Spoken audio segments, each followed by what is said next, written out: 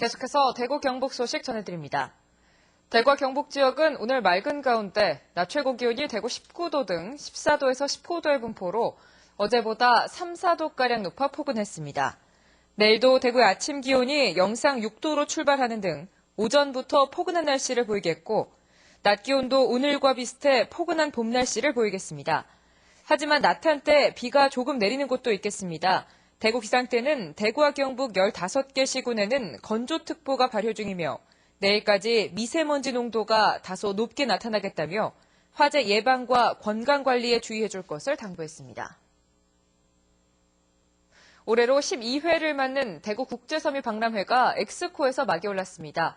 고기능 하이테크 섬유의 경연장으로 국제적인 섬유 종합 박람회로 발돋움하고 있습니다. 이태우 기자가 보도합니다. 대구시 달성군에 있는 사무기업은 지역을 대표하는 산업용 섬유기업 가운데 하나입니다. 우주발사체 나로우에 쓰였던 고압가스 저장 탱크를 만든 업체로 한국섬유개발연구원과 함께 산업용 슈퍼섬유 개발에 힘을 쏟고 있습니다. 금속 시장들을 대체해 나가고 있는 시점이 이제 시작되고 있거든요. 그래서 거기서 어떤 기회를 찾는다 그러면은 기존 의류 포화되어 있는 그 시장을 넘어서 가지고 사무기업처럼 섬유의 한계를 넘는 신소재에 초점을 둔 국내외 기업 337개가 2013 대구국제 섬유박람회에 참가했습니다. 지난해 60여 개사에 불과했던 해외 참가 업체가 올해는 90여 개로 늘었고 국내외 참관객 2만 명이 수출 상담 1억 9천만 달러를 기대하고 있습니다. 고감성, 고기능성 제품 및 특허받은 소재들이 대거 출품됨으로 인해 가지고 해외 바이어로부터 큰 호평을 받고 있습니다.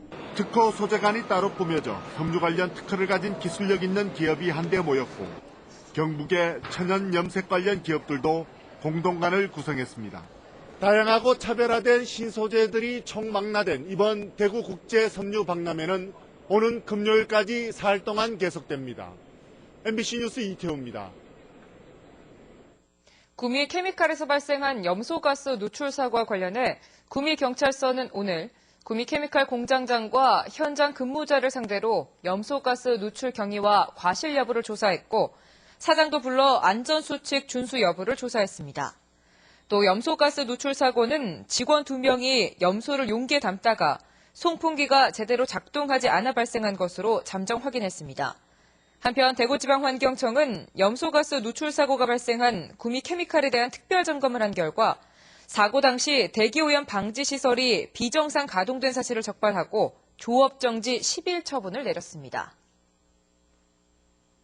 전국 시도의회 의장협의회는 오늘 경주 현대호텔에서 제3차 임시회를 열고 이스탄불 경주 세계문화엑스포 성공 개최를 위한 지원 결의문을 채택했습니다. 협의회는 이스탄불 경주 세계문화엑스포의 성공 개최를 위해 적극 지원하는 한편 이번 엑스포를 통해 실크로드 종착지가 중국이 아니라 한반도였다는 흔적을 찾아 동쪽 기점을 경주까지 연장하는 실크로드 프로젝트에 적극 동참하기로 결의했습니다. 국가인권위원회가 지역 단위 교육기관 가운데 전국 최초로 대구시 교육청과 인권 친화적 문화 조성을 위한 MOU를 체결하고 상호 협력하기로 했습니다. 두 기관은 인권 친화적 학교 문화 조성과 인권 교육 프로그램 공동 개발 및 교육 과정 개설, 학생과 비학생, 청소년 교육권 보장을 위한 인권 친화적 교육 공동체 조성 등을 위해 상호 협력하기로 했습니다. 대구 경북 소식이었습니다. 고맙습니다.